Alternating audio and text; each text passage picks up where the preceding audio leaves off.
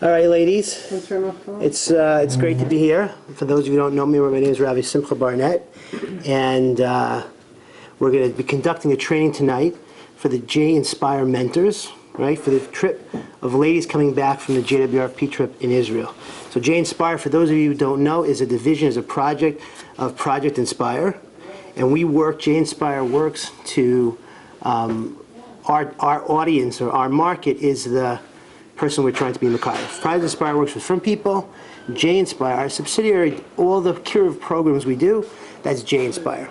So one of the most exciting things we're doing now is starting J Inspire branches all across the country, mostly New York, New Jersey area. And this Queens division has launched this year, right? With the J Inspire division, many of the ladies here are the prime movers of the project, and the Kiruv program we've been using as our vehicle to reach out to women in the area and families in the area is the JWR, highly successful JWR women's trip to Eretz Yisrael. So now we're at the stage where they're coming back. They had a very successful Baruch Hashem program in Eretz Yisrael. They come back, and now the real work begins, and that's the follow-up. That's the Kiruv follow-up. So our goal, the real goal, is to try to get every woman matched up with a mentor. And we'll try to use a Chavrusa learning program as part of that. So what I want to do tonight is do a training, and I'm going to describe and elucidate some general Kiruv principles, some very important general Kiruv principles that you can use with anybody. And then after we do that, we're going to focus more on the mentor process and the Chavrusa process. Okay, it's going to be about an hour and a half. I'm going to get a lot of information in. You can ask questions as we go for clarification, but I'd rather take the bulk of the questions towards the end because I do have a lot of material to cover. So for some of you, this is going to be a little bit of a review, particularly some of the general Kiruv principles if you're very involved in Kiruv, and if you've come to our Project Inspire Kiruv training. So please, review is always good. But I have every teacher has its own personal stories and so forth. So I'm sure you'll get something out of that as well. So the first thing I just want to mention is that even in terms of the learning, even in terms of the chavrusa that we're going to try to set up, learning is not your job. Learning with the women is really not your job.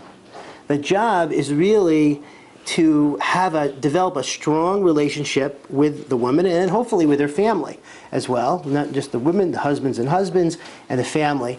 And you're using the learning as establishing the kvias. The learning actually gives you regularity in terms of contact with the person. My mother has been growing and learning many years and getting involved in Yiddishkeit, but she never had a learning partner. And I was able to set her up with one of the ladies from Project Inspire that I met. I thought would be a good match for her. And the 3 years that they've been learning together, she's grown tremendously, more than she ever would before, because now has this person that's in her life constantly, and the learning has just provided a vehicle for a friendship and a growth and a movement and a credible respect of this woman, and she's really growing in Yiddishkeit more than she ever did the last 10 or 15 years. So that's the power of this type of a situation. Now, I tell you, even being a professional, I'll have people come to my house for Shabbos, as an example, and they'll come for one Shabbos, maybe they'll come for a second Shabbos, they'll come for a class, and then even I have the question, well, what's next? How do I keep it moving? How do I keep it going? What's the next step? And when you have a chavrusa relationship, you have the next steps come naturally because you're in contact. And it's simple, but it's an incredibly powerful Kiruv tool, because a lot of Kiruv situations burn out. So this is a way for it not to burn out, to go forward. Now, it would be very nice, this is a general Kiruv principle we're going to start with now, it would be very nice if everybody we met, every secular Jew or not yet observant Jew that we would meet out there, that they were parv when it comes to Yiddishkeit. But that's just unfortunately not the case. A lot of the Jews we find, they can be a little combative, they have misconceptions. Halavai, they should be parv. So I want to share with you a few misconceptions that non-from Jews have, many of them have, and we even have it in our from way as well. So we'll get a little out of it as well. But if you understand these misconceptions, then you can actually understand what's psychologically holding some people back from getting more involved with Yiddishkeit. So it's quite important for us to know that. Just to illustrate this with a story, in Israel, a very famous story, any Makarev can tell you this. Two people would come to a class at Torah by the Western Wall, and one of them would be on the edge of their seat, soaking it up, excited, and then phenomenal, it's just great. And the other one would be a little nervous, sort of in the back of his seat. And invariably, we all knew what it was. Invariably, the one that was really excited was not Jewish. And the other one was nervous. Now, why was he nervous? It's not something he could articulate or would articulate. But why was he nervous? Because you might get him. Might get him. He had these misconceptions that if he was going to be interested, he might become frum, and then his life was over. Okay, so in other words, when you have that, when you're gay bedover in that way, and you have an emotional block, no one's ever going to get through. Okay, so we want to go through a few of these blocks. So, Baruch Hashem, I'm sure that many of the misconceptions that these ladies had before they came on the trip, they were either softened or completely eradicated. B'lian her, Baruch Hashem, now I'm sure that's the case. But they still have vestiges of it, and surely their husbands will, and their children might, so it's very important to go through them. So what's the first one? The first one is that... Can I just say something very Yeah, quickly? sure. One of the women asked us if she becomes religious, will she have to throw out her high heels? Yeah, sure. There's all sorts of fears, all sorts of misconceptions, and we have to kind of, you ladies have to speak to what's bothering them, not necessarily what they say, what they do, but what's under it all. So what's the one thing? One of the things that's a prime misconception is that we Orthodox Jews are judging them. Right? They feel judged. They're not a full Jew. They're somehow not quite doing it. Now, we don't really try to give that off, but this is something that they're feeling. Now, our Torah says, and I don't really have much time to go through the sources, but it's usher to judge a fellow Jew. You can judge an action. This is usher, this is mutter, they're tinuk shenishba, they didn't know. You can judge an action, but you don't know, you didn't walk a mile in their shoes. The Gemara says, my chazis, we don't know whose blood is redder. We do not know if the greatest tzaddik of the generation is better than a secular Jew who resists eating pork that day. We don't know. That's a cheshbon for Hashem, not for us. But what happens when people feel judged? Even if it's not true. They feel rejected. And they shut down. They shut down. And even though with my children, when I'm judging, unfortunately parents sometimes do this with their children. When I judge my children, they shut down. They don't want to listen. They don't want to lecture, so it's the same thing. So they can't feel judged. It's a very, very important,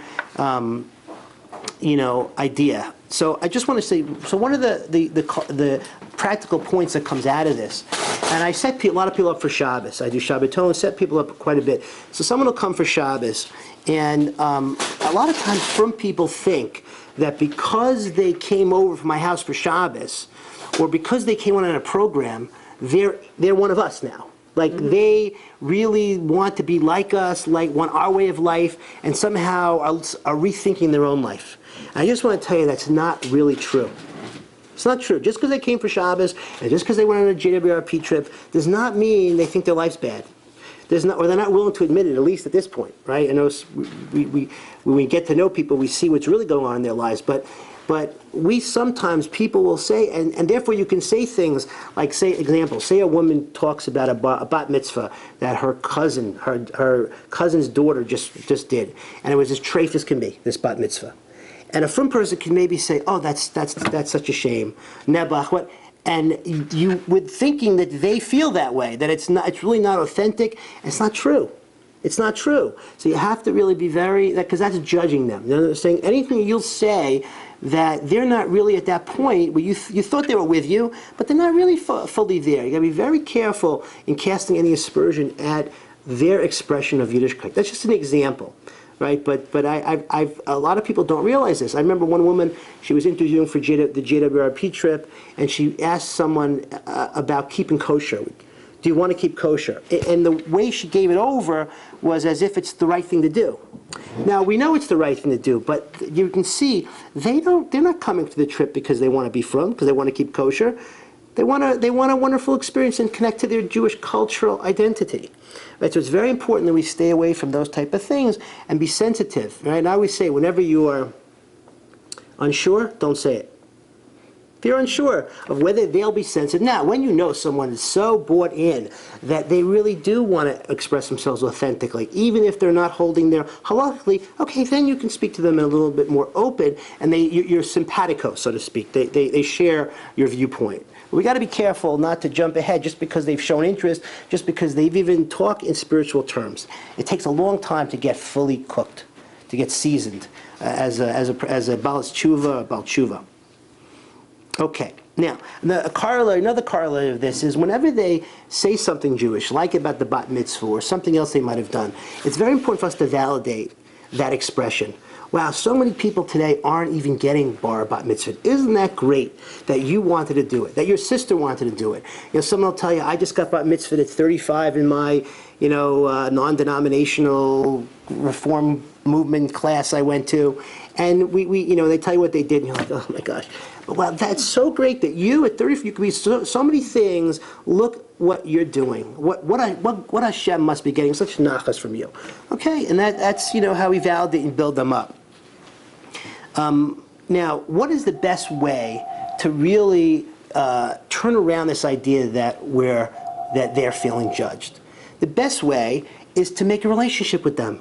The best way is to show, I want to be with you, I want to be a friend of yours, I want you to be in my family, because that tells them in no uncertain terms, you're every bit as much a Jew as I am. So that's the surest way to deal with the idea of them feeling judged, is you don't judge them and you accept them as a human being, as a Jew, and you relate to them in that manner. So, and you're going to also find, we'll talk about a lot of this a little bit later, but it also underscores the most important thing about Kiruv. The most important thing about Kiruv is relationships. Anybody that's involved in Kiruv knows that relationship building is 90% of Kiruv. Really, 10% is the chachma. Lots of people think that I have to be able to answer questions like the rabbi, I have to be able to, do all sorts of amazing things, and I don't know the answers. And the truth of the matter is that Kiruv is about forming a caring, warm relationship. And the truth of the matter is that if a secular person or not, a growing person forms a relationship with a frum person who is caring and who is a person who is living an authentic frum life, who is a sincere person that's trying to grow, and that's what makes them frum. They see that in you. They see that, they used to say, if I can get anyone to be with Moshe Feinstein, if I could, he would make them from, because the Torah just exuded, or Shmuel Kamenetsky, who should live and be well. These kind of people, it's that the Torah, they're a walking Sefer Torah, so to speak. So the more that we can have good midos, all the things that we strive to do in our lives, it's the greatest Kiruv tool. If you're talking about tools, the best thing is to be the best Eved Hashem you could be, and then authentically care about them, and that's what they want. That's what they see, the neshama in you, and that's what they, over time, that's really what they aspire for. So relationship is 90% of it. Now, that's why women, you guys are relationship beings. That's what a woman does. I mean, men have a hard time. I once went to a seminar, and they said women are relationship beings, men are knots. They're not relationship beings. They're the antithesis of, and women have to teach them how to make a relationship. So you have a leg up on any man out there in terms of Kiruv, because women naturally make relationships. I'm telling you, it really is 90% of the job. Now, relationships do thrive, on commonality. If you can relate to somebody, person relatable, that really is good in Kiruv. Ostensibly, someone who can relate to a non-from-Jew and can speak about things that they know about, that you know about, that point of connection does matter. But I just want to tell you one thing. Rav Yitzhak Berkowitz told me this, one of my Rebbe at Torah, and he was so true. He said, Mikarev means to bring them close to you.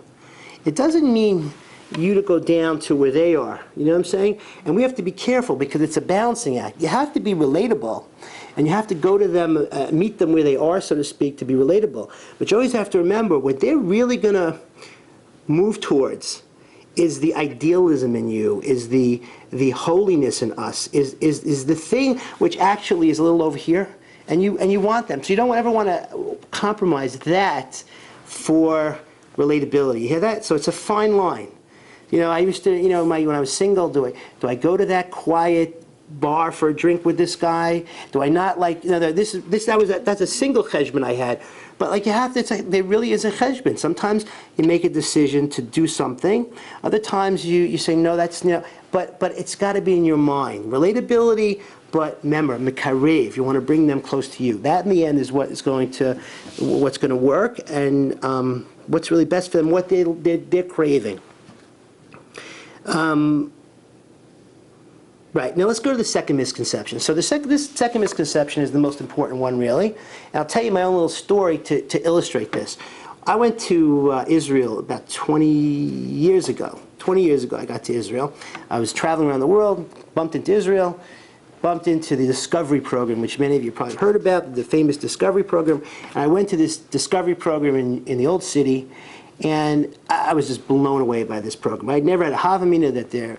I didn't know there was a God, and even if there was, I had no possible thought that the Torah would have been authored by God and that it would have been a blueprint for life. So when I finished this Discovery Program and I had a Havamina for the first time that this really was the case, I was a feeling of euphoria. I mean, it was like hitting the lottery at my Lashon 1,000 days in a row. That's really what it means, that there's a God who gave a Torah, and Mashiach's going to come, and we're going to bring the world to shleimus and to peace and to everything everybody wants. That's like hitting the lottery 1,000 days in a row.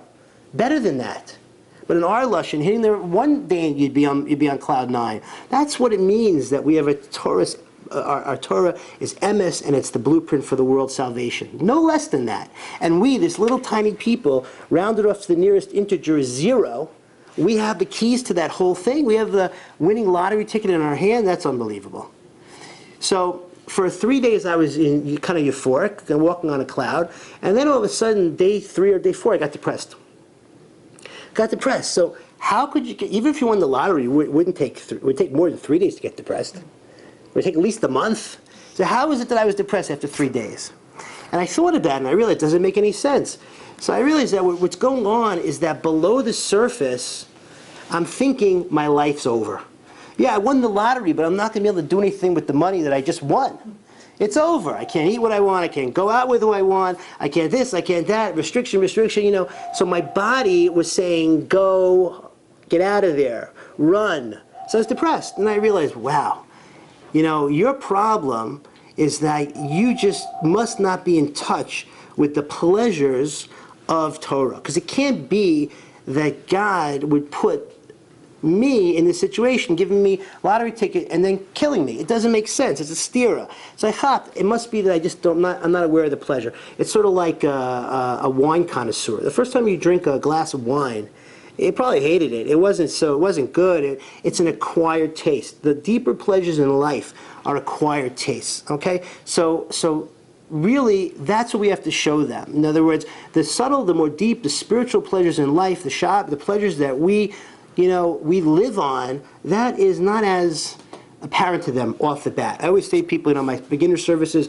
on Yom Kippur, I say, really, Yom Kippur is supposed to be a beautiful day, a joyous day, a happy day. We're not thinking about food. It's like the Rambam, you're resting from the needs of the body. That's what the Rambam says is the anuyim. It's not hurting yourself. It's resting from taking care of the body. It's like getting out of jail free card for the soul for one day. That's what it is. But I said, you're not really going to experience that so much today. Because the only way you can experience that is if you're more of a soul. Because it's a get-away-free day card for the soul. But if you really feel like you're a body, it's not going to be so nice. You're going to feel a little hungry. But I said, when is the best time to prepare for Yom Kippur? Motzi Yom Kippur. Motzi Yom Kippur. If you make yourself more spiritual this coming year, you'll really be in tune now with spiritual pleasure. Okay, so I recommend to everybody, I'm not going to do it now, but I recommend to everybody that if you don't know the material already, you get on h.com, you can get it in hard copy, The 5 Levels of Pleasure by Noach Weinberg. Better yet, to get the audio and really sit with it, because this is a classic, I think, it was his classic for 30 years on the different levels of pleasure. And you'll find that the way it's given over, that the secular person, they will relate and understand to every one of these levels and realize they're living on the lower end of the scale and they want to move higher. This is required reading or required listening. Any mentor for any person that's involved in Kiruv. Okay, it's the five levels of pleasure. Okay. Good. Pardon me? Sure. You can learn that, absolutely. All of the Rosh Hashivas, Rav Noach Weinberg's Torah was very accessible to learn with people. And there's a book which will be on the reading list. One of the things we're going to do for one-on-one learning is we'll have a reading list of books that are very matim for different things. So this, what the angel taught you, are these 7 classes, these classics that Rav Yaakov Solomon wrote, but they're Rav Noach's classics. Very, very good to learn and very, very good to teach over. I'll give you some handouts, and Mrs. Fried actually helped me with this a little bit as well. Things that you can read on your own, ask the rabbi types of things that can increase your knowledge, because the more knowledge one has of what questions people ask and what answers, you get conversant, you get fluent. That's not necessary, but it's good. It's good to have these different things in your back pocket. Ask the rabbi that you can get every day on the daily list of H.com. It's fabulous. Right, well, that's what I have here, but there's archives too. You can go in and you can get anything you want. I'm going to show it to you. It's by categories. It's fantastic. Very, very, very, very good. Okay. So the basic derech of Kiruv is you need to show them pleasure. That's what you need to show people. Because the main thing that they're emotionally feeling is that I'm going to be restricted and pleasure is going to be taken away in my life. Right now, this is sort of like, the Jew said, Nasa v'nishma, we'll do and then we'll hear. The derech of Kiruv is nishma v'nasa. Nishma means, what's in it for me? I'm hearing. I'll give you a hearing. What's in it for me? How is my life going to be better? How am I going to have more pleasure, more fulfillment, more enjoyment? Okay, then we get around to the nasa. All Kiruv is like this. That's why Shabbos is the number one thing to do with Kiruv. You've noticed challah baking is quite good. Karlbach, why Karlbach minyanim? It's pleasure, it's spiritual, it's nice, it's good food, good wine. It's attracting them on their turf. What's in it for me? And then as you get enough nishma, then you come around to nasa. Okay? And unfortunately, this generation, we're not as intellectual as they used to be 20, 30, 40 years ago. So it takes a little bit, even longer to get around to the nasa. Okay, but that's the derech of Kiruv. Nishma v'na'aseh. Okay, so you want to give them Shabbos and Karlbach and spirituality and simchas, a chasana. You know that in Eretz Yisrael, we used to look for a chasana to bring our college groups and pay them, for more cake and whatever, because invariably 2 or 3 of the kids would come from because of the chasana. They will tell you that is the reason. I saw what they had and what I could be and who I could marry, and that set me off to being from. More the girls than the boys, but still even boys as well. So, simchas, he's showing them the pleasure. Trip to Eretz Yisrael. Now, you see that with the women themselves, but even with their husbands or with their children. And part of being Kiruv, being a mentor, is being a shadchan, trying to see how you can match the other family members up with things that are good for them. The main thing is birthright. You have someone who has a child who's between 18 and 26, whatever their range is, will help you set them up with the appropriate program. It'll change their life. So you'll be thinking about, I'm going to be a shadchan over here.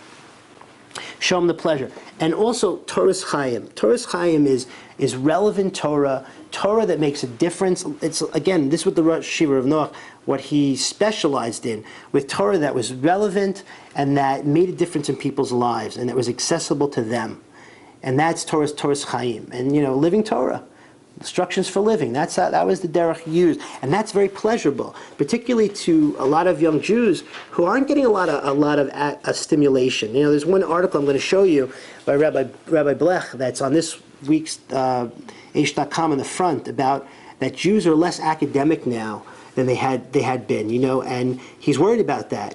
And it's really true. Jews are so much into making money now and using their brains to make money that they don't know the pleasure of intellectual pursuit anymore, a lot of them. So this is important. This is something that people can really enjoy because they don't get that in their lives, this idea of Torah's Chaim. So in the beginning, really the idea is what's in it for me. And you got to give them the pleasure, show them the wonderful stuff that we have, the wonderful things we have. Now, some people ask, well, what about truth? What about the nasa part? So I just want to tell you that most people out there today don't even know what you're talking about when you bring up the word truth. Because you have to understand, they've been brainwashed all their lives in school to think that truth is relative. Truth is what I choose to believe in. So that therefore it really goes back to Nishma again. Nobody can tell me or impose a truth on me. That's your truth. And people are holding by that, even if they can't articulate that. You know, what's the riot? When I took Discovery, even 20 years ago, so 40 people would be taking Discovery, right? And 5 people would stay and follow it up, and 35 would go to the beach. Rabbi, that was great. What an amazing experience. I have Jewish pride now, and I'm going to the beach. I'm like, going to the beach? Now you have a hobby. Now you have a possibility that God wrote a Torah and gave you the keys to everything. Don't you want to learn about it? Don't you want to get involved with it? Oh, that was great, Rabbi. I feel so proud to be a Jew. I have to go to the beach. I have to go to Greece.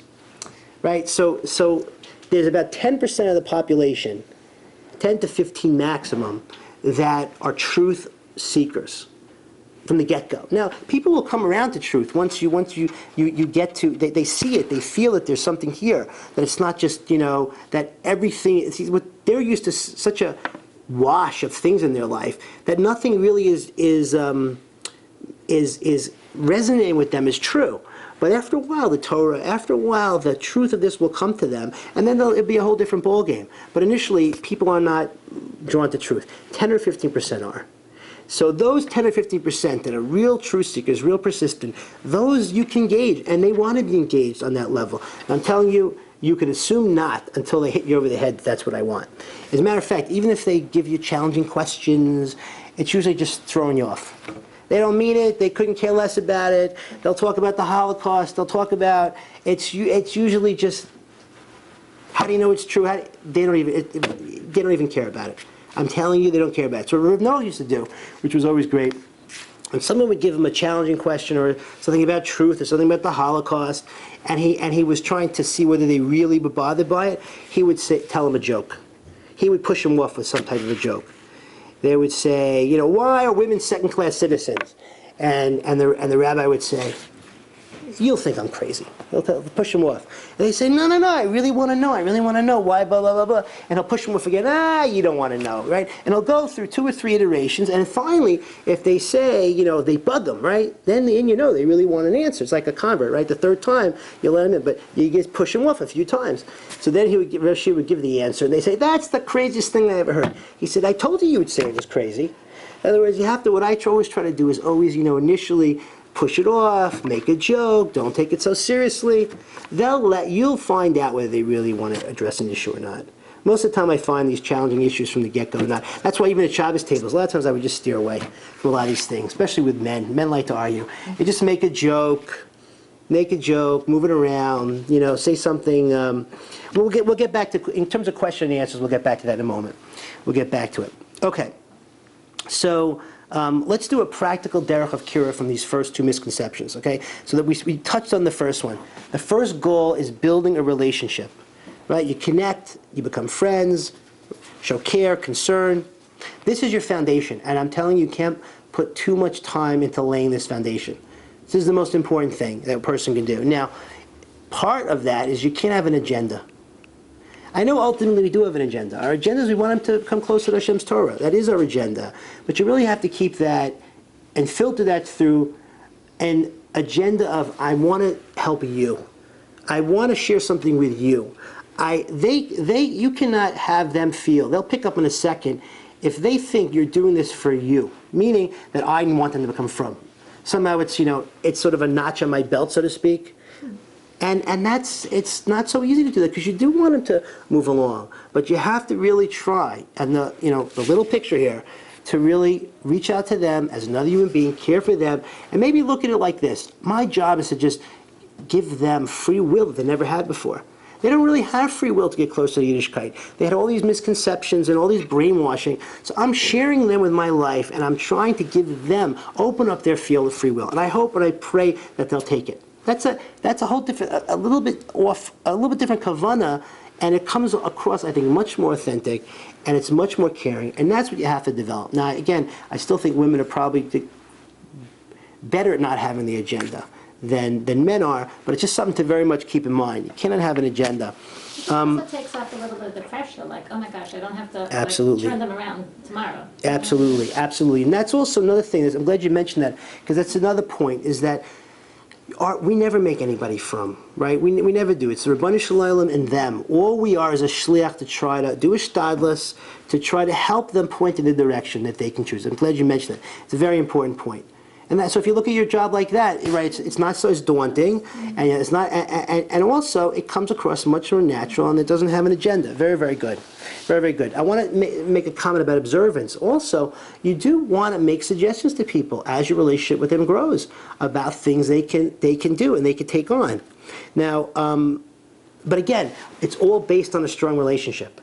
If you have a strong relationship, you can suggest anything. If you have a strong relationship, you can discuss any topic as well. Any topic. I'll tell you a story. When I first was in, I was already had a branch of Aish Torah in Philadelphia. I was single at the time, and I was at my partner's house, his wife, and she had her aunt over, and they were talking about something, and it was during the Clinton era, and I really wasn't a Clinton fan, and I mentioned something about homosexuality. And it was dumber than dumb, because I didn't have to use this as my example. It was dumb. It was just to throw out that you don't know who you're talking to. It was just slipped. I didn't realize it, And then as I'm going, I get a kick under the table, a kick. And I'm looking, and it's the Rebbitzin, my friend's wife. I'm like, what's she doing kicking me? And I'm, men are a little dense, so I kept going. So she kicked me again. So again, the second time I got it. I didn't need to get kicked out of the house. So she tells me later that her aunt has a gay child. There's a mistake. You make mistakes and you learn from your mistakes. But the point is like, it's like, believe me, if I had a good relationship with the woman, really a solid relationship, you can even talk about that. You can talk about the most sensitive of sensitive topics. But you have to, again, the Kiruv is a principle, cannot outpace the relationship. Kiruv cannot outpace. It's like if you're trying to build a first floor or a second floor that's too big for the foundation, it doesn't go. It doesn't go. You have to have the proper foundation, proper first floor, and then you can go and you can add on from there.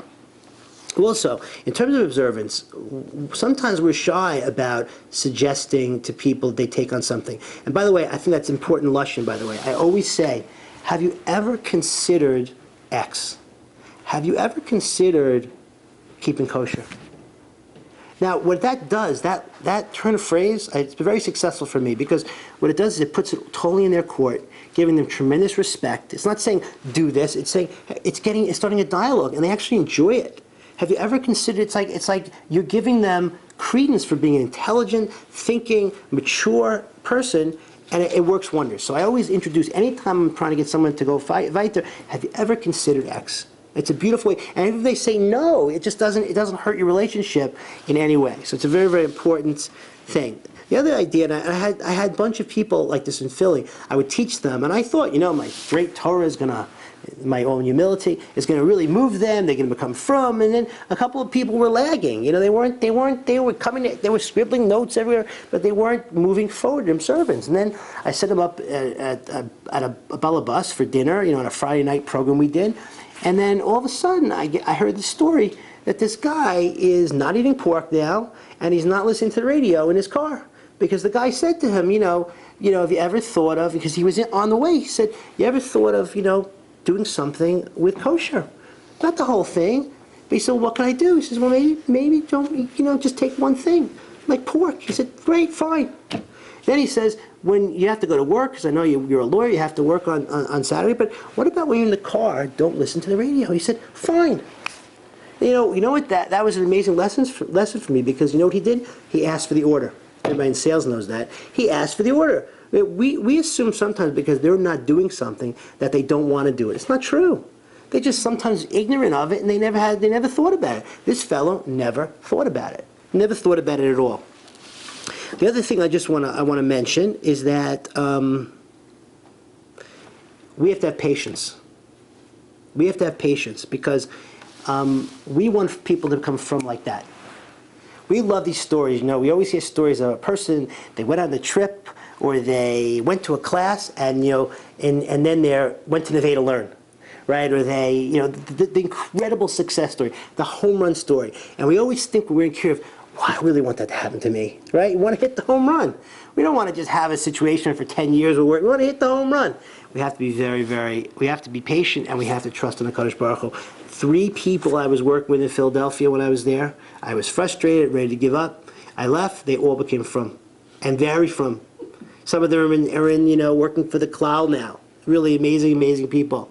It's not up to us. It's not on our time schedule, and it's tough. Particularly when you have married people, it complicates things. So it could even take a little bit longer. So you really have to have patience. As Ms. Fried, you said before, you have to just do your stylus. That's your job.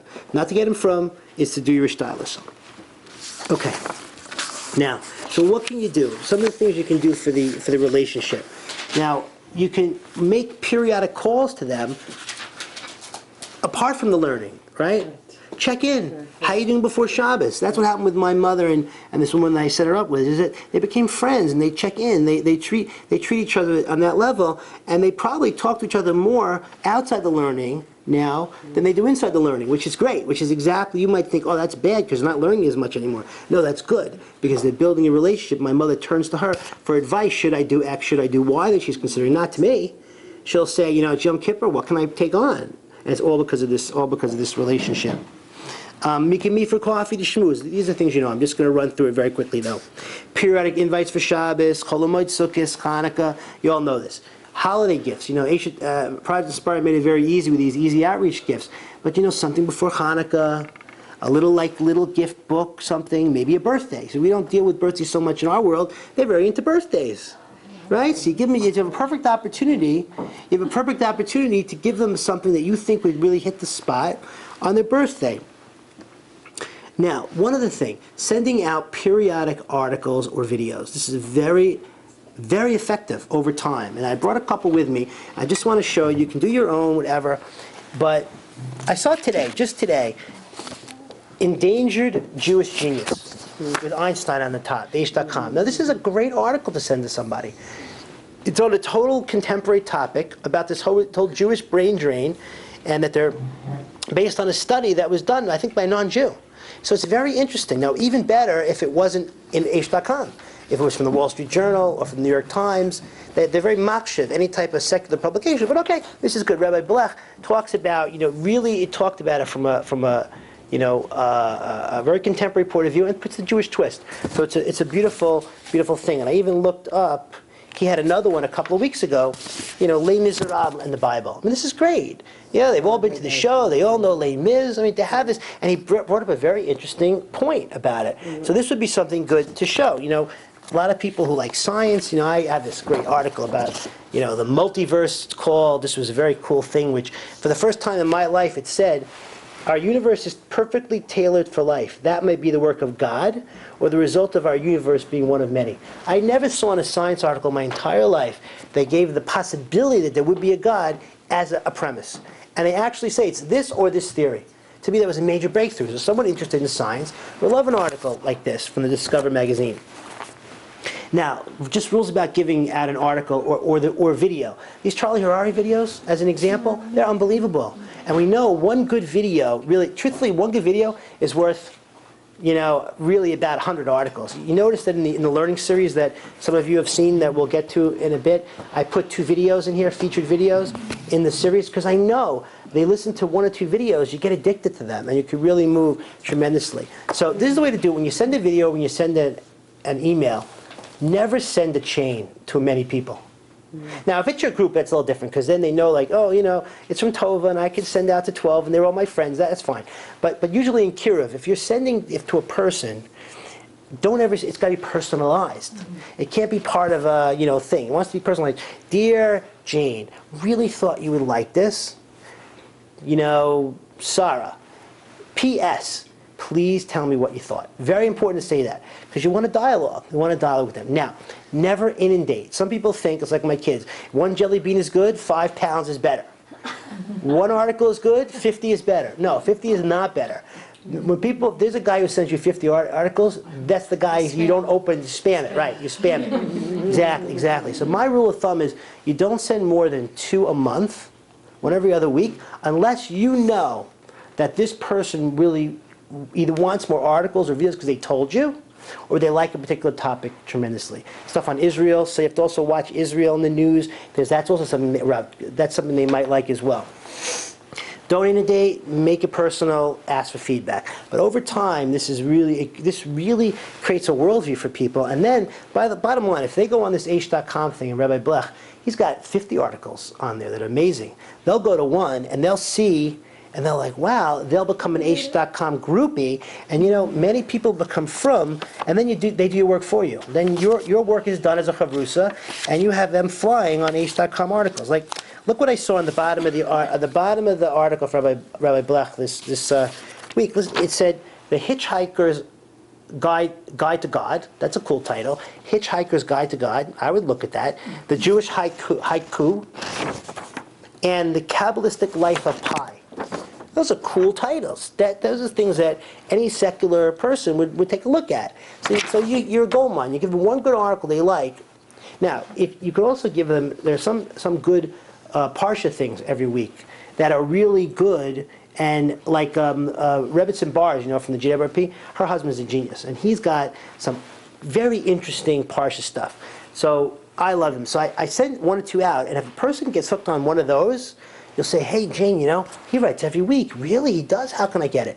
Then you really got something as well. So it's good to throw in every once in a while something on the Parsha. Now, the general rule of thumb, too, is don't make it too religious to begin with. Kind of Parv, Torah's Chaim. And over time, you can make it a little bit more serious, I guess you would say. Get them to your simchas. Simchas are, so very important. The upshur and chasna, any type of simcha. Even praying for someone, like often you ladies are praying for people. To bring a woman who's not used to that into that is a tremendous thing, to pray for someone in the community or the family. And similarly, if you had a chesed project, making meals for mothers who are, any type of, they're very drawn to chesed. So that might be another thing, to involve your non-frum ladies into some of your chesed projects. It's a whole other way of getting the truth and feeling good and that you're doing something meaningful. So there's another very, very good thing to do.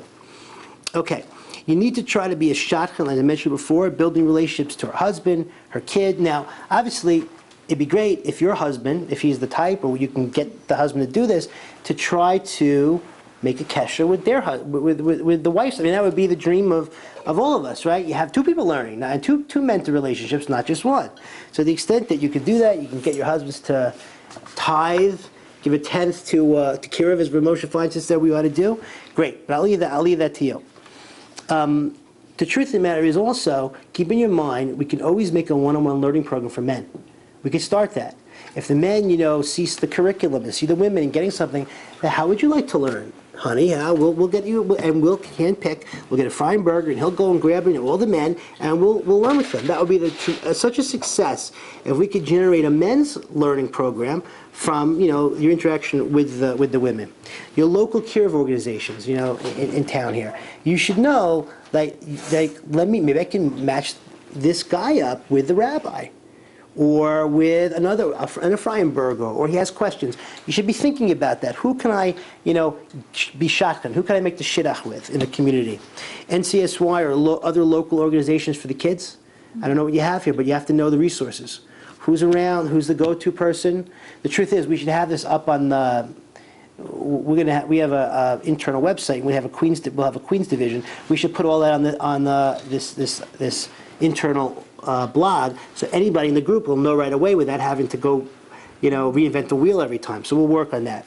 Camps, very good. Jet Nagila, it's a fantastic resource, very, very cheap. College and Makarvim as well. If you have women whose kids are in college or going to college, you come to us, we'll figure out who's the Makariv, who's the person to talk to on that campus to try to make shidduch with their child. Very, very important. Okay, we mentioned before of showing them the pleasure, Shabbos, Yom Tov, Hanukkah, Chol Hamoed, Sukkot, all the things the Project Inspire encourages you to do. Israel as well. I mean, Israel is the greatest pleasure you pretty much can have, because it's a place that your soul just lights up, and that's just what happens. It's a laboratory for the soul. It just lights it up. I was also thinking, every once in a while you can do something just for fun. Right? Just fun, nothing to do with Yiddishkeit, dinner, hiking, ice skating, tennis, whatever your thing is. I don't know what your things are. From people can have fun too. It's important for them to. I'm sure you're good with that, but that's also something to do. Now, the next thing is strategy for moving them along, and we talked about the basic derech. The basic derech was relationship. Don't judge them. That's because the relationship counters that. Show them the pleasure. Now, this is a strategic step. One of the big Yetzer Haras that all human beings have is that it's all or nothing. Now, it's interesting. They think that's a spiritual or religious issue. Like, I have to do all the 613 or nothing. And the Yetzer Hara puts them in that position. They think it's a religious issue. But I point out, it's not a religious issue. It's a human issue. When I'm trying to think, do I not eat that piece of chocolate cake or eat the whole thing? It's not a religious issue. It's my Yetzer Hara trying to get me not to do what I really want to do. If I'm going to go learn my usual Seder of an hour, I learn somewhere, and I can't learn an hour, my Yetzer Hara will say, don't learn 5 minutes, it's all or nothing. Either do the hour or don't do anything at all. Either go for the run, 3 miles, or don't run at all. That's a human issue, idea of all or nothing. Our Yetzer Hara tells us, all of us, whatever is important to us, if you can't do it all, don't do any of it. It's a human issue. It's interesting. You get that across to them, like, wow. Because they thought it was a religious issue. It's not. You can show it to in their lives, they're all or nothing features. It's not religious. It just points you in the direction that it's important to you, because your Yetzer Hara wouldn't get on you in the all or nothing fashion if it wasn't signaling that this is really important. So it's a really interesting thing to bring across to them. So how do we deal with this idea of all or nothing? So I always say, every mitzvah a person does, it's like hitting a gold mine. Every single mitzvah you do is getting you eternity. Is giving someone a chelek and olam haba. Every single one. It was like hitting a gold mine. It's so precious and so unbelievable. And therefore you validate them for it. And therefore you say, I always say there's no person that's totally religious and does all the mitzvahs, and there's no person that doesn't do any mitzvah. And I tell them, you're religious, you just don't know it. You give tzedakah, you're nice to your mother, you honor your mother and father, you are ethical. You're an ethical person. You try not to gossip. You also religious. Don't call yourself, you're not a non-religious Jew. You're religious as well. And we're all on a ladder. And the idea is to go up, not to go down. All of us. I'm in the same boat as you. I just might be on a different rung. It's such a beautiful way of getting them with you, that it's like you run your own race. You're not comparing yourself to me, comparing yourself to anybody. You have to be the best Jane you could be. And that's what Hashem wants from you. It's a very beautiful, uplifting way to categorize everything. Again, don't get impatient that they're not going up the ladder enough. We mentioned that before. Now, I'll give you a tool which I use, which I found helpful. It's the Mishnah in Pirkei Avos. Al Shlosha Devarim Ha'olam Omei. Torah, Avoda, Gemilas Chasadim, right? The famous Maharal on that says there are 3 relationships in the world. The relationship to yourself, the relationship to God, and the relationship to others. So he says, Gemilas Chasadim obviously is your relationship to your fellow man, Ben Adam L'Chavero. Your relationship to God is Avoda, obviously. So what's the last one, Torah? Your relationship to yourself. That's how you discover your neshama, through Torah. Those are the 3 relationships in life. And to be holistic, they like this word, a holistic human being, a well-balanced human being, like a stool which has 3 legs. A stool does not stand if it has only 2 legs. 3 is a minimum kiyum. To be holistic, you have to have all these 3 developed. You have to have a good relationship with God, a good relationship with your fellow man, and a good relationship with yourself. So I say pick a mitzvah in each of these 3 things to be working on. And I always say it before Yom Kippur, and they love this because it's nice. It's nicely laid out. Always be learning something to get more knowledge, self-knowledge about something you want to grow in. Always have something you're learning in Torah. Always have something that helping you get a closer connection to God. Maybe take on the Shema. Maybe doing a little brachas. People love brachas when you have the concept that we actually thank God for our food. It's a beautiful concept. And the third is mitzvah b'adam l'chavero. They love that. So I always say, this is a well-balanced, holistic person. So it could be a good framework for you to use. Now, beyond that, you should just be thinking every once in a while, how can I move this person along? What Torah should we be learning? That's that one pillar. What mitzvah could I suggest in one of these 2 areas? And there's one other thing. What experience can I give to this person or to their family which can help move them along? Okay, I didn't get them to a chasana. The kid didn't go to Eretz Yisrael. Maybe we could get them to like Yeshiva Torah has these partner conferences. It's like a extended Shabbos. It's like another taste of Israel. So to get a husband to experience that kind of brings a little Israel to them, which they didn't get the ability to have because they didn't go to Israel. So you always think, what's the next experience? Should I bring the woman to the mikveh? Yeah, I know you guys did that in Israel, so that's a great thing. But say you hadn't, maybe that's a great thing to show, huh? We didn't go to this, right? We took them. So you did it already. So that's a tremendous thing to do. One of the ladies that we were working with last year went on a JRP trip. She's already doing Taras Mishpacha, and I'm sure there are lots of others. Just because my wife invited her to go and told her about it, she said, that's great. I could do that. It's like, it's not changing my life. It's like no one knows. It was a tremendous, tremendous thing. Candlelighting, Sukkot, Shabbos, whatever the next experiences you think they have to have. Okay, so now let me move to the Chavrusa. Okay, we did all the general stuff. Let's move to the Chavrusa idea and the mentor idea. So again, just to review, the first thing is that it's the kaviyas. It's the fact that you're going to be in contact on a regular basis, which is the real ikr of why we're doing this. It isn't the learning. Learning's great, and it's wonderful. I hope they just love it. They can't get enough of it. But it's the kaviyas to build a relationship. Now, framework. What framework are we going to use for learning? Now, it's going to obviously change from J-Inspire location to location. It'll change from women to women. But obviously, the best way to learn is in person, if you can. That would be the best way to learn. Now, it's not always going to be possible. It's not always going to be practical. What I think would be a good idea is if you can somehow structure at least once a month or once every 6 weeks where you can be in person. And then you can, even if the person has a tough schedule where it wouldn't work all the time, the phone for the rest. I find to have that in-person touch, at least once every so often, really helps out. It helps out a lot. Now, now we were also saying it could be that as a group, you can structure your group event like you did last Motzi Shabbos, that there's some aspect of the learning in that group event. So you're bringing them together to learn, but it's also in person, and there's a power to getting the whole group together and learning. It's like a base, everybody knows, to get a 10, 15 pairs in a room learning, it's like a base medrash. It's a tremendously exciting type of a thing. So to do that, if you can, once every so often, would be quite good. How many times do you need to learn per month, frequency, to really make it effective? So through all my learning with executives and different people that I've learned with, I find that twice a month, I think, is a minimum touch. But below twice a month is not enough of a rosham you don't make on a person typically. So I always try to go at least twice. Now, some people want to go every week, but some people don't.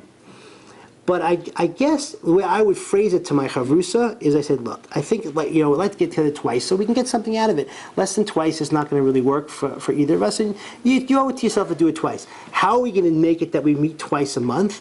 Let's schedule every week, and it won't work out that we're going to meet. In other words, if you schedule for twice a month, what happens? You never meet twice a month. It's like, really, don't do it. So it's almost better to say, you know what, we're not going to meet more than twice a month. But to do that, let's schedule and even if we just talk for 5 minutes, hi, how you doing, right? That's what we'll do. So you'll end up getting twice a month. That, I think, is the best strategy. Saying we're going to touch base this time every week, and sometimes we'll be able to learn, sometimes we won't. At the very least, we'll say, hi, how you doing? We'll schmooze for 5 minutes. Okay, so I think that's a good framework. And again, the weeks you're not learning, call on the off time. Remember, it's a relationship. Okay, what to learn? What are we going to learn? So some of you have seen our curriculum that we developed. Some of you haven't. It's called the One-to-One Torah Learning Higher Ground Life Series. Right. So I put this together. We have 6 classes here out of 10, and they're on Torah's Chaim issues. They're on things like happiness, how to avoid the roadblocks to happiness, love, relationships, self-esteem, Lashon Hara, free will, all these topics that we think from our experience they would be interested in.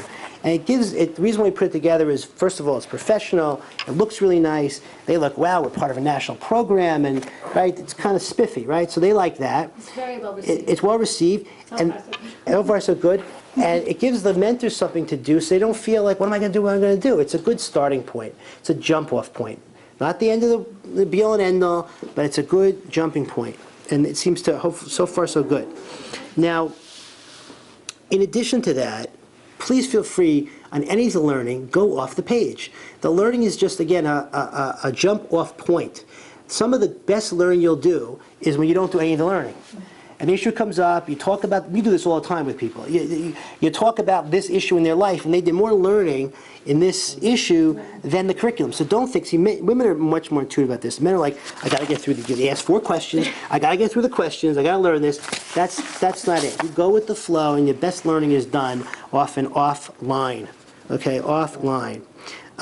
Book list is coming out. So if you don't like this, you want to augment it, they want to learn something more specific, we're going to have the best books for you for prayer and for all the different topics that they might have. And I know in your group, some of them want extra learning already, just because they are interested in certain topics. So we'll give you a very, very good book list as well. I'm also going to put on this internal blog resources for Pirkei Avos and for Chumash, because those are 2 sources that cut across a lot of people, a lot of interest, a lot of things to be done in those 2 areas. So we'll have that. Now I just want to show you something, and if I have all your email addresses, I'll give them to you, and I'll also put this on the blog. It's a Jewish personality test. It's called the Jewish SAT, Spiritual Assessment Test. My friend Avram Goldhar put this together, and it's brilliant. And what it is, all it is a questionnaire asking people, what are you most interested in? If you're going to learn, would you like this, it's really fascinating. And he says, it's a cute thing the way he phrases it. You ever take the Jewish SAT? And they're like, wow, they're very intrigued. So he gives it to them. Here are 5 tracks. Personal growth, spirituality, Jewish philosophy and contemporary issues, Jewish practice, Jewish literacy. And there's a 1-sentence definition for each of them, so you know what it is. So he says, rank what you're most interested in from 1 to 5. And they take the Jewish personality test, and they'll come out with numbers. So he ranks them. So this one, so he says, it's cute the way he does it, but he says, comes out and he says, okay, so you are terrific. So you're a 32415. 32415 is whatever there was there. That means that Jewish philosophy topics are your greatest interest, followed by spirituality. That's great. That's Jewish SAT. He said, I'm curious, have you ever read this? Or have you ever done that? So he shows them they were interested in learning, because he just ranked all of this. You don't need this, you women are interested in learning, but this is a great way to see who's the person in front of you.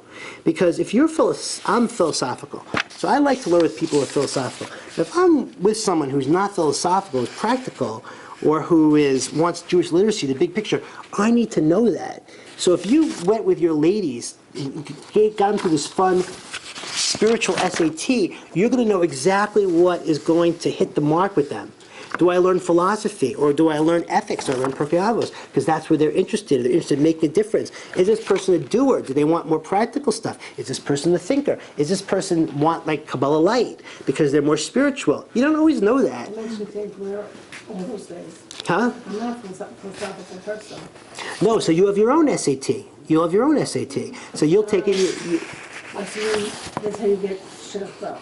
No, look, Hashem does it. We do the best we can. And Hashem does the shidduchim, does the rest. Just because you might not be philosophical doesn't mean that's not the only part of a person. But what this is showing is what. Take that test. Yeah, you give it to them so you know what kinds of things what they're interested in. Right, so they say, I love philosophy. I love it. Right. So listen. Not every. First of all, I'm just trying to say, not all of these, there's a lot of facets to people, and there's a lot of things besides what they said. It just gives you an inkling into what types of things to talk to them about. And there's sometimes shidduchim don't work. So you'll say, you know what? I really think this girl is such an intellect and so philosophical. Let's find someone for her. That's fine too. There's no problem with that. Most of the time, I don't think it's going to be as rigid as that, but there's no problem with that. So you go on H.com and you say which articles of philosophy. No, but she might not. But I understand. But if you're polar, if one person's Socrates, you know what I'm saying? Yeah. Philosophy, I'd be like, forget it. I'm going to show you a baking plan.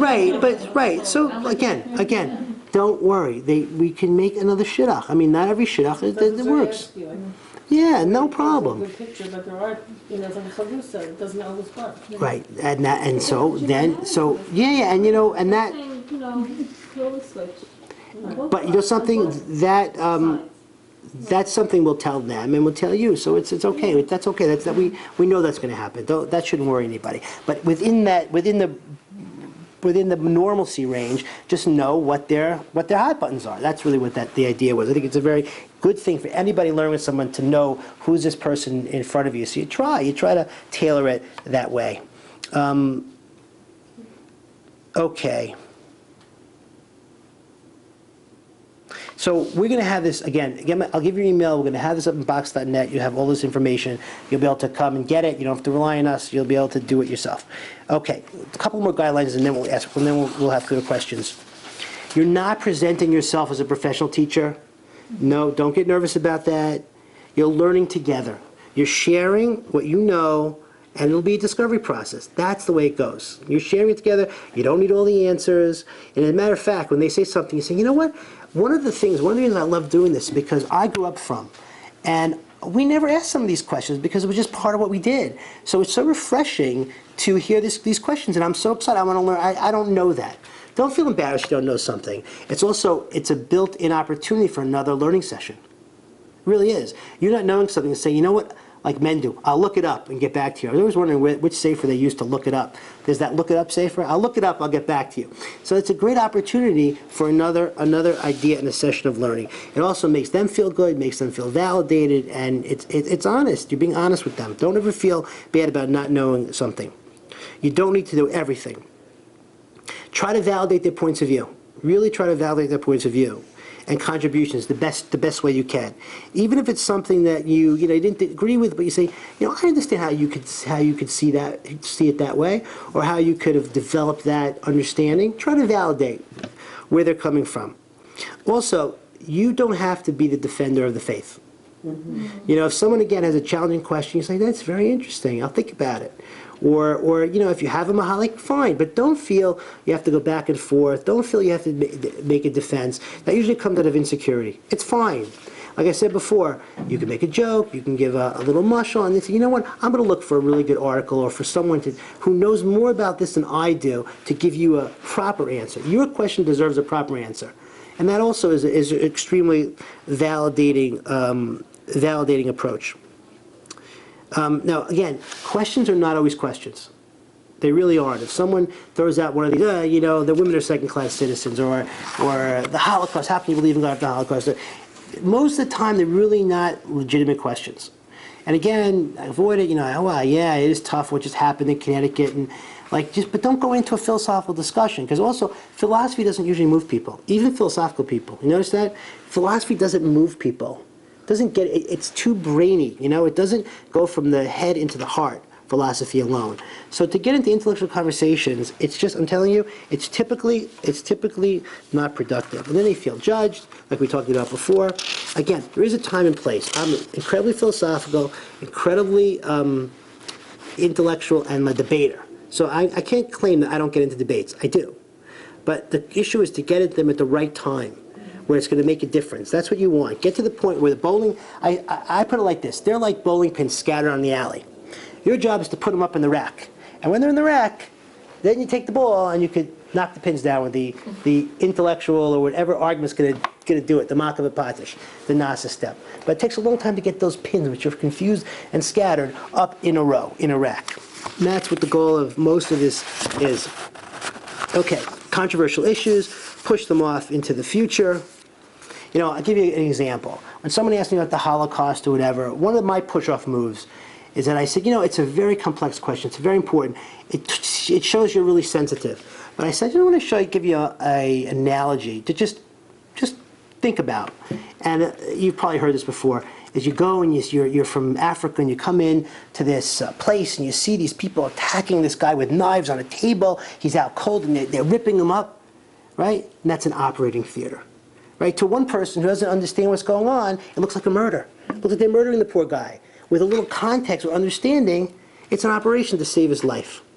Okay, so I say, with our context and our perspective, it's hard to see where this is all going, but it really is a question of context. Think about it. Now, I would stop it there. I wouldn't go into it, but I give a mushal. I say another mushal about, a lot of times it's interesting. Bad things happen to good people and different things. It really has to do with our free will. Because if everything was great and everything was apparent, we really wouldn't be human. What being human is our free will. So I say it's like this. Imagine a kid's in a house, and he's throwing a ball around, and he almost hit his mother's beautiful vases on the table. And she's yelling at him, you can't throw the ball, and she's so mad, right? So, okay, he puts the ball down, he's reading, and the cat, there's an open window, and a cat runs in the open window, goes to the table, knocks over the vase goes crashing down, the mother comes in, and she sees the cat, oh, my poor vase, and the kid is really mad. He says, how come you yelled at me? You don't yell at the cat. Mm-hmm. And he thinks to himself, he's like, I want to be a cat. And he's like, no, I don't. You hear the mashal? The mashal is, it's like he's got free will, and yeah, it comes with consequences. It comes with, it might be that your mother's going to scream at you, but what do you want to be? You want to be the boy that has this ability to affect life? Or you want to be a cat? Yeah, he has an easy life. He doesn't get yelled at by his mother, but you don't want to be a cat. So I'll give that mashal, and then move on. And sometimes I don't give anything at all, and I'll just, just empathize. It is difficult, it is tough. They want to hear you say there are no answers. So I might say it really is. There are no answers. You can't know. It depends. Little answers, big answers, right? But it's better just to not go there. And at some point you can go there. At some point you can build a foundation. They'll even understand that. They'll even understand at least the intellectual understanding of it. The emotional understanding, I don't think any of us will ever, if we're in Sarah or other people's. But at least intellectually there are certain answers to the question. And then, of course, once they get more hashkafic basis, more of a foundation, and they more see the bigger picture over time, then a lot of these questions will be answered. They'll either be answered, or now you'll develop a context for the answer. That's usually why people have questions, is they're seeing something out of context. That's usually why a person has a question. If they understood a full context of something, then they'd be able to fit this in. So they see women's issues or homosexuality or whatever the case might be, they see it out of context. Once they have the context, then you can plug in, things fit nicely together. And that's what you're trying to do. Wait for them to have the context before getting controversial. Okay, don't worry about finishing a module. Take your time, as we said before, go on tangents. And I said some of the best sessions are those that totally you don't even open the book, you don't even get to the topic at hand. Okay, so that was my presentation. Do you have any questions? We'll end up, whatever questions you have, they may not have covered, ideas, thoughts. I came late, so maybe I missed it. You were talking about an internal site on the issue. Right, so we have an internal blog that we're developing. It should be done within the next couple of weeks, which will have these materials, the one-on-one learning materials.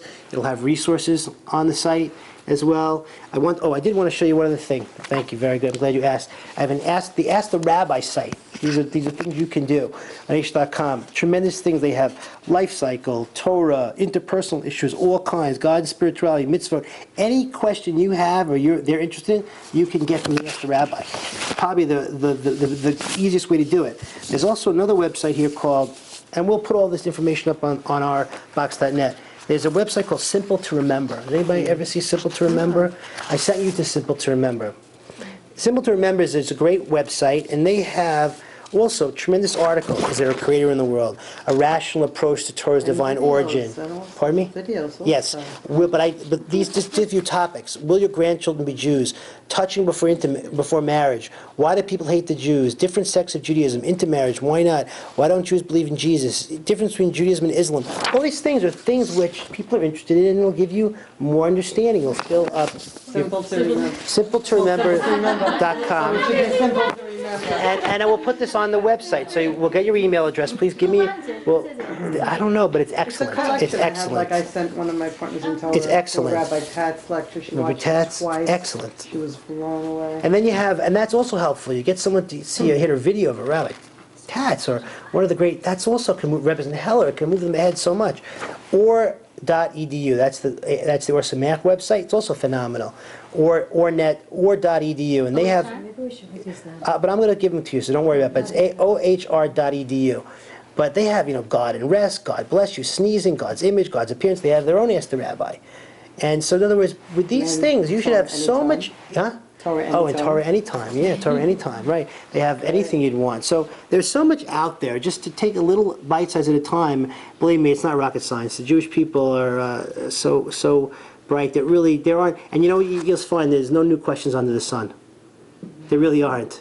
It's amazing is that you think of how am I going new questions, how you can answer it. People ask the same questions. You know why? Because people are the same.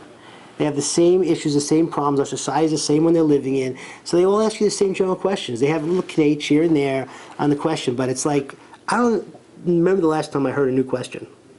So once you get a little familiar and comfortable, and again, your job is not to answer all the questions. Your job is to be a friend, make a relationship, and they hopefully will follow your more idealistic, meaningful life and aspire to that. That's really the goal. Be as good as you can be, and then they will follow. It's like build a field, they will come. Build your own mishkan, asali mikdash b'shkanti b'socham. That's the idea. Yes. So let's say you decide you're going to learn from the Sefer. Let's say you want to learn about tefillah. So we take one of the books on the recommended Right. list. So now I have my partner and we're on the phone. Let's say. So is there do I read a paragraph? Does she read a paragraph? Do we read it beforehand? Do we discuss it? Is it I think you could read it together. Okay. It depends what you pick too. If it's a little long, you might have to read it on your own. But I think it's better just to go through it together. But you have to find that there really is no right or wrong. There really is no right or wrong. I just think sharing it together, reading it together. You read a little, she reads a little. It's probably better to do that. But you'll see. Did it work? If it didn't work, maybe try another method. Try reading it before. But I find that most people don't want to sit and read it before. They don't have the time. It's enough just to get to the phone, or to get to the thing. And I think it just makes a nicer dynamic if you're both kind of revealing it together. At the first, it's like a nice dynamic, learning it together. And that's what charusas do, right? You can tell them, that's what people do. The whole idea of a charusa is to learn together. Yeah. Once upon a time, there was a book on the market called Lilmud Ulamed. Yes, it's very good. Lilmud Ulamed is... How do you get that book? Yeah, the truth of the matter is, for the hashkafa, the one on hashkafa questions, right? The one on hashkafa. It's about the Parsha. Okay, they just came out, one moment. They just came out with it again. It's in your local Jewish bookstore now. Yeah? Yes, I saw it. Lilmud Ulamed, it's the something project. That'll be on our blog. That'll be on the blog as well. That'll be one of the Chumash selections, because I recently saw it's back in print. It's updated actually, and it's very good. It has a summary of the Parsha, and then it has 3 or 4 issues in more depth. It's very, very good. Very, very good. They were a great outfit. They also have one on a book they did on shkafic issues as well, which was terrific. I don't know. I have to look. It says on the book but Lilmud Ulamed was their title. But that's back in print. Anybody else? Any other questions? Yeah. The rabbis on H homepage? Yes, it's on the top, one of the buttons on the top. Ask the rabbi. And I'm telling you, look at this. Look at this archive. Look at this. Look at this. Sends out. It's unbelievable. Look what's on here. I traced You one. get one every day if you get this daily lift in your email. Here. I'm sorry, come along. Here, look at this. Every day there's a question, they Look at save this. them. Look at this. I traced it one of those things, bar mitzvah. I traced it back. Unbelievable. Yeah, it really is super. It's But super. if you get the daily lift, it has like a thought for the day. And it has tells this. you what the date is, who's your side or something in history. It gives you a Yeah. list of our Torah. And that's the archive. That's the archive. Anybody else have any questions before we break? How do you get Untitled Chapter? It's on H Simple Yes. Torah is a separate. Yes. Yes. The sense that it's like a little bit superficial, like a little bit fake, that you're saying like just build a relationship, don't veer off of Oh, so serious could I, conversation. Well, 1 second. Say it again. Like you're saying push off the controversial questions, don't Right. get into in depth until there's relationship, but what are they, when they're agreeing to do this, and they're signing up with you, right? To be partnered up. They're looking for learning. Right? Well, you'll see that if you did you see the learning? No, did you see the learning? Okay. So the Torah is insightful, and it's just, but it's giving it's sticking to things which are a little bit more where they will immediately see the relevance, and not going to things where they immediately see controversy that requires context. Right? I'm just saying that if I had to choose what Torah to give them, I would give them, in other words, take the book by Rabbi Pliskin, Love Your Neighbor. Did you ever see that? Yeah. So Love Your Neighbor is every mitzvah ben Adam l'chavero in the Chumash he put in there. That's what it's ben Adam l'chavero. That's a phenomenal thing to do, because everything there has been Adam l'chavero. It's very in line with where non-from Jews are holding. So that's real Torah. but it's bin adam l'chavero. So I would start with that. Before we get into bin adam l'makom and philosophical things, I start with bin adam l'chavero. Because I just think it opens them up, because they say, oh yeah, that makes sense, And this I always held, that's from Torah. Torah says that, Torah says that. So then, once they see a credibility of the Torah and the ideas of the Torah are deep and powerful and meaningful, then they'll open their minds to the things which they don't understand or they find controversial. That's what I'm coming from. But go ahead, yeah. Were you asking, is it artificial to set up a friendship? So, okay, so I have a partner in Torah about 2 years. In the beginning, we were just learning, and I tried to call her on Friday once in a while and say good Shabbos, and it was stilted at first, there's no question. But as time progressed, and then she had things going on with her family, and I had things going on, and you start talking to her, I will call her probably 2-3 times a week now, and only one of those times will be for learning. I will just call her and choose. Now, we will always talk about Torah philosophy comes into it, but we have a friendship now. I've never met this woman. I've never seen a picture of her. She doesn't want to send me a picture, and she lives in Cleveland, and she's older, and I can't get to Cleveland. It's hard for her to get here, but we are real, true friends. We were speaking last Friday, and what I will do, and this makes a big impression, I speak on my headset so I can do stuff while I'm going, and Joel called in the middle of the thing, and he said he was just in a little 4-car pileup, everybody was okay. We got into a whole discussion about what do you do if you can't make Shabbos? What would he do if the car wasn't drivable? What would he do? It was a whole discussion that never would have come up. And also, if I pick up another call, she hears me say, because I pick it up from my landline, she hears me say, I'm on with my partner in Torah. Is this a quick question? Otherwise I have to call you back. Right. She knows. I don't really, I just get rid of the call. Right. That means things. We have this is just from the extra calls. Beside the learning. Yeah, I don't want to make it sound. I mean, I don't want to. I just want to see. We're trying to. When a person is learning, they think, especially if they're very straight, that this is my assignment, is learning. And I'm just saying that the assignment isn't learning. The assignment is to be makariv someone. And Kiruv depends. Mikurav is it depends on making a connection, a relationship. Yes, that relationship has to go in a idealistic Toradic way with mitzvahs and with learning, but it is a relationship, and that's what two neshamas are connecting, and that's what it is. That really is what it is. So we gotta always can't lose sight that that's what's going on. If you learn and you're not making that connection, that's going to grow. The cure will be limited. That's all.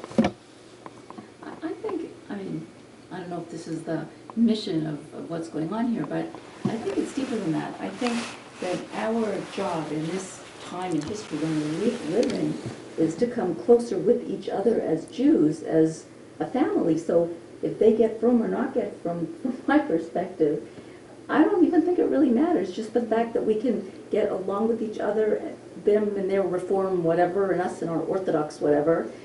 I think Hashem will smile on that and be very happy with that. Whatever we accomplish, but it's really not in our hands anyways. But if we just approach this with, these are our brothers, this is our family, we love each other. Yeah, I mean, that's obviously Yisrael. I mean, that's obviously bring us together and we're talking for the Gula. Right, but and that's so true, and it's totally true. But obviously, part of that. More than that, but no, but you're 1,000% right. But part of that, you have to have that, right, to us being together. But the ultimate of me caring for them is that I give them eternity. So you obviously want them to go a little further if you can. But you're 100% right. That's and that Kiruv is part of Avish Yisrael, right? That's really what it is. Huh? Necessarily make them from, but they're so happy To the to more. see, That we care about them. Yeah, but that will move and them. That will move them. eventually, you never know what Yeah, that will move them. And a lot of times you never know where it's going to go. So a lot of times, I've had this happen often. The parents, people, it's complicated life. They didn't get where initially you wanted to go, and all of a sudden the kid goes off and becomes frum, right? Because now all of a sudden the parent has a different attitude towards Yiddishkeit, and even if it wasn't, they have an effect on somebody else. And we just don't know that l'cheshbon and Hashem's cheshbon. So again, it's back to our goal is l'shtadlus. Our goal is l'shtadlus. But again, we do see you get the relationships. Anybody who's ever been, I'll end on this. Anybody who's ever been makarved and as a Baal Tshuva knows that it was not the Torah class that did it. It was the one or two people that schlepped them through. that was there for them, that they were the Ben bias or the boss bias, and they helped them and worked with them, right? That's it. It's always, everybody can point to there, these one or two people. It might have been a rabbi, it might not have been a rabbi. But if it wasn't for them, really being with me day in and day out, adopting me as part of the family, that's what brought everybody home. And that's the idea, even with Lori Planick, that we're trying to collaborate on, is woman to woman, family to family. It's the idea. The goal would be, and it would be beautiful. Imagine every Frum Jew in America adopted one family, and really was metapel with them, really worked with them.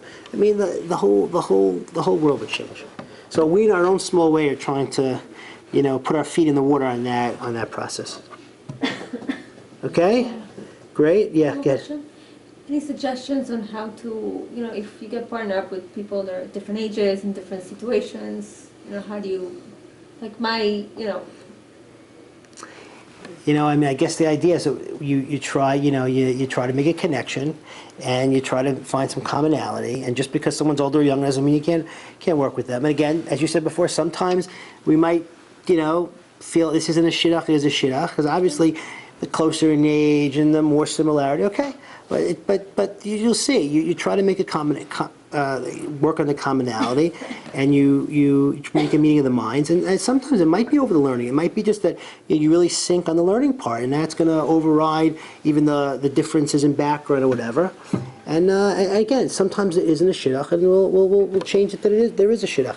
But I'm hoping that, like these ladies know the women that went on their trip, as an example.